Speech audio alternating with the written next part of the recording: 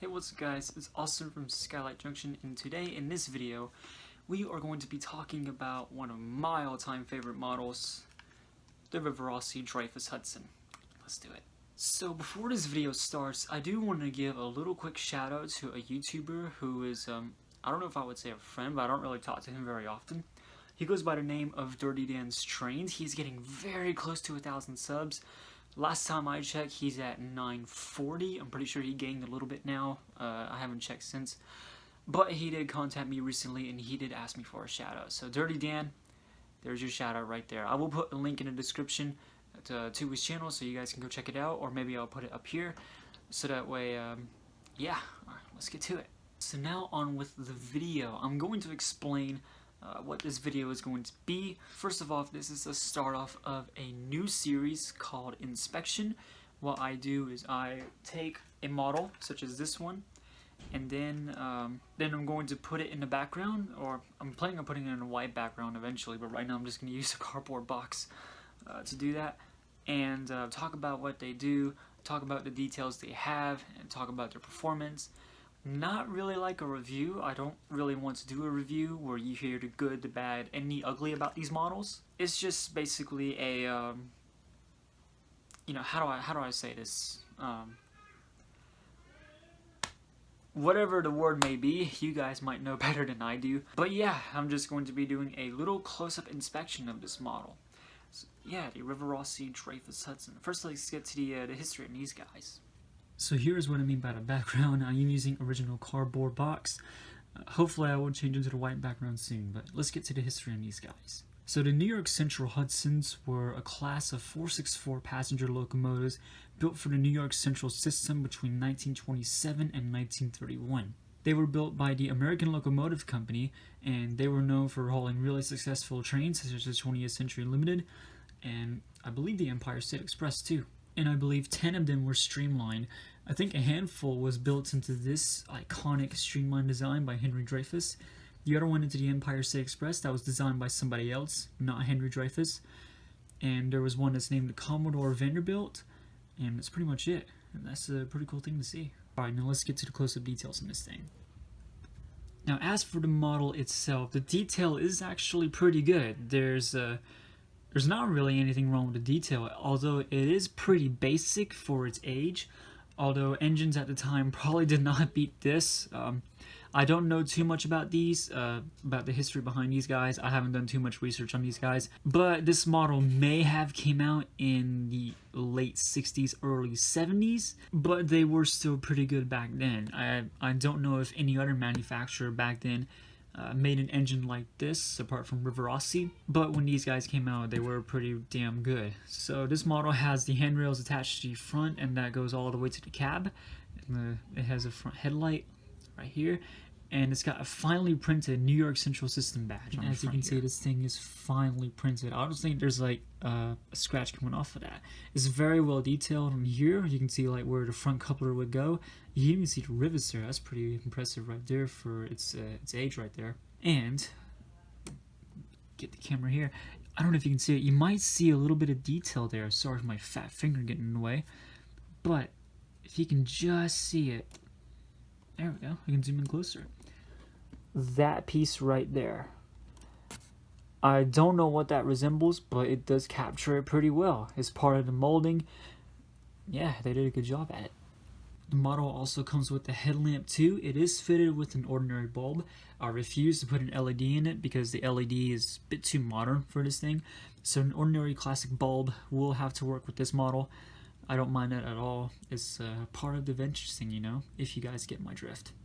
Alright, now let's move down to the boiler. Now the boiler is where all the detail is finely printed on this thing. You can see there's a bit of piping right here. Not sure what that resembles, but it does resemble something pretty well.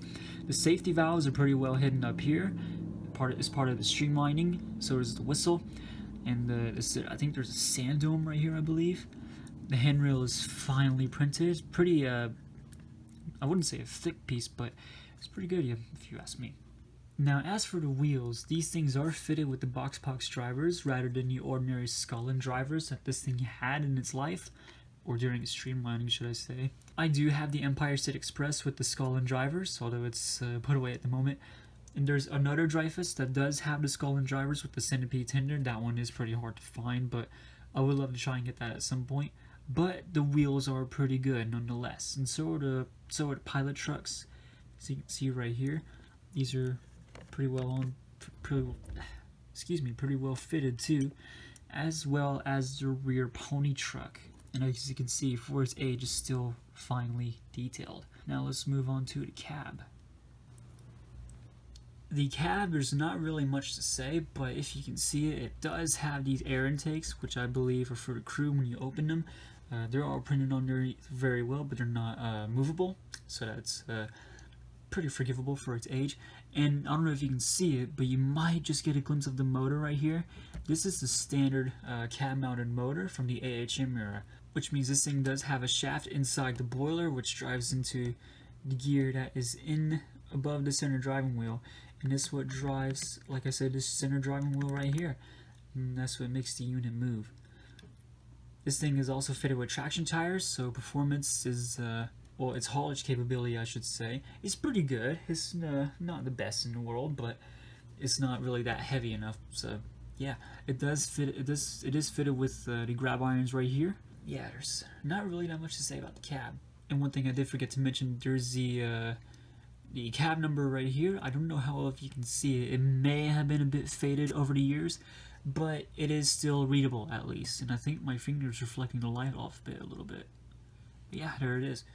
Now, as for the tender itself, the tender is pretty basic. There's not really much to say about the tender apart from the streamlined shrouding that it's fitted with.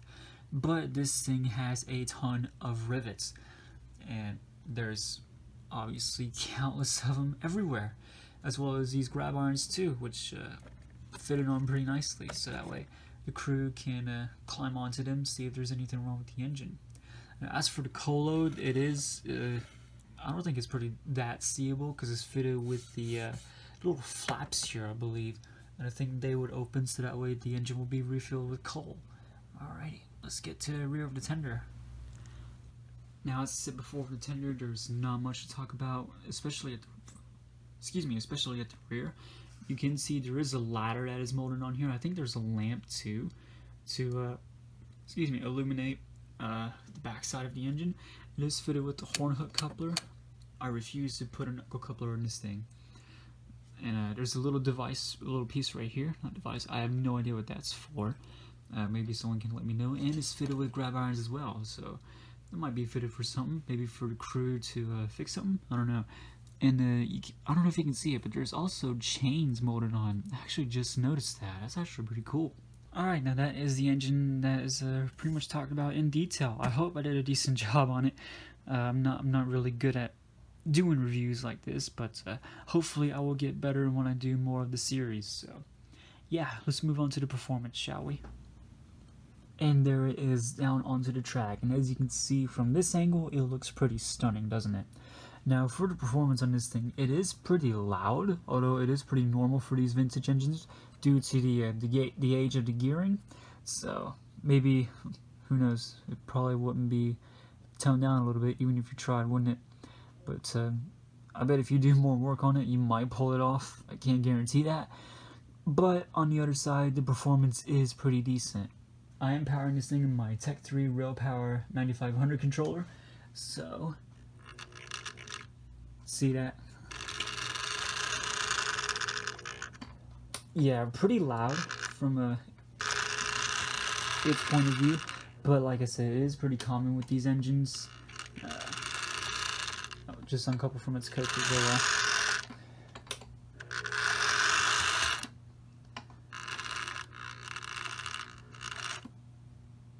Yeah, that's pretty much it.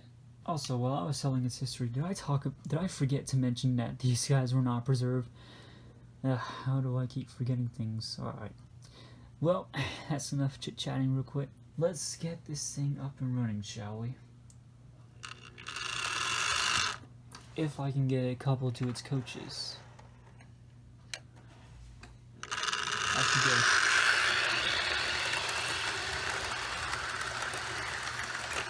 go. Alright, let's watch it go around the layout.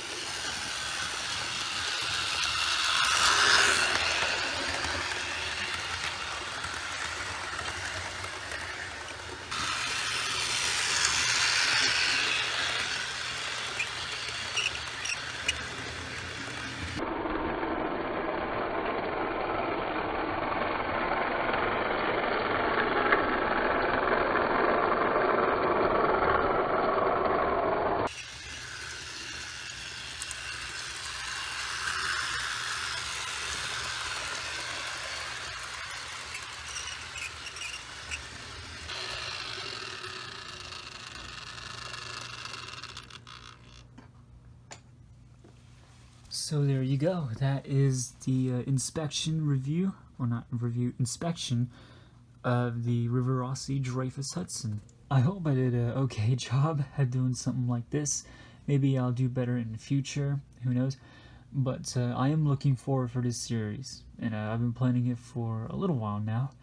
And I was going to wait until something big happens. I can't tell you what that is, but yeah, maybe one day you guys will see it.